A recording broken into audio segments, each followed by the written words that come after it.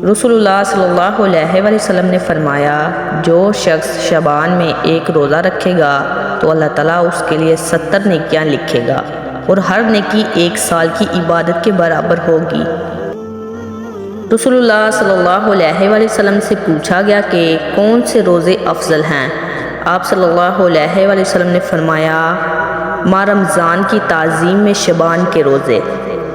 حضرت عائشہ صدیقہ رضی اللہ تعالیٰ عنہ فرماتی ہیں، میں نے آپ صلی اللہ علیہ وسلم کو کسی اور مہینے میں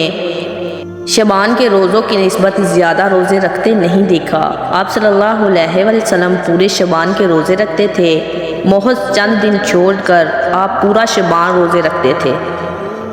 رسول اللہ صلی اللہ علیہ وسلم نے فرمایا، تم میں سے کوئی شخص رمضان سے پہلے شعبان کی آخری تاریخوں میں 1 یا 2 دن کے روزے نہ رکھے، البتہ اگر کسی کو ان میں روزے رکھنے کی عادت ہو تو وہ اس دن بھی روزہ رکھ لیں۔ سیدنا اسامہ بن زید رضی اللہ تعالیٰ عنہ سے مروی ہے کہ میں نے اللہ تعالیٰ کے رسول صلی اللہ علیہ وسلم سے پوچھا کہ آپ جتنے روزے شعبان میں رکھتے ہیں کسی اور مہینے میں اتنے روزے نہیں رکھتے؟ آپ صلی اللہ علیہ وسلم نے جواب میں فرمایا، رجب اور رمضان کے مابین یہ ایسا مہینہ ہے جس میں لوگ غفلت کا شکار ہو جاتے ہیں،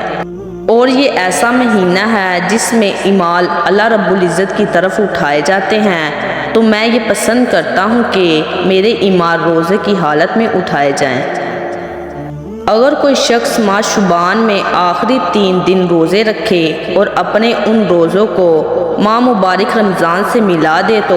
اللہ تعالیٰ اسے مسلسل 2 ماہ روزے رکھنے کا ثواب عطا کرے گا۔